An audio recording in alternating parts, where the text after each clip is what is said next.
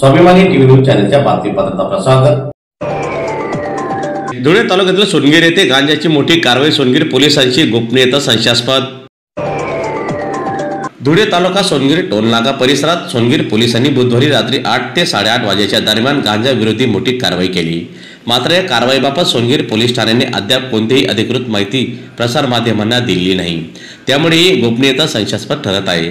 विशेष म्हणजे नाशिक परिक्षेत्राचे विशेष पोलीस महानिरीक्षक दत्तात्रय कराडे साहेब यांच्या जिल्हा दौऱ्याच्या दिवशीच ही कारवाई झालेली होती। मात्र 24 तासापेक्षा जास्त कालावधी उलटून गेला तरीही अधिकृत माहिती प्रतीक्षेत आहे।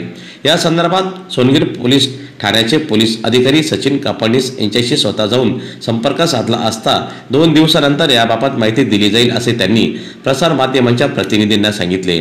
दरम्यान पोलीस प्रशासनाची गोपनीयता आणि माहिती लपवण्याची भूमिका यामागे काही गौडबंगाल असल्याचा संशय निर्माण करत आहे।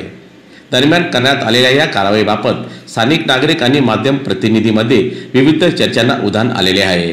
ही कारवाई नक्की कोणाच्या नेतृत्वाखाली झाली, जप्त केलेला गांजा किती प्रमाणात होता, कोणावर कारवाई झाली असे अनेक प्रश्न अनुत्तरित आहेत।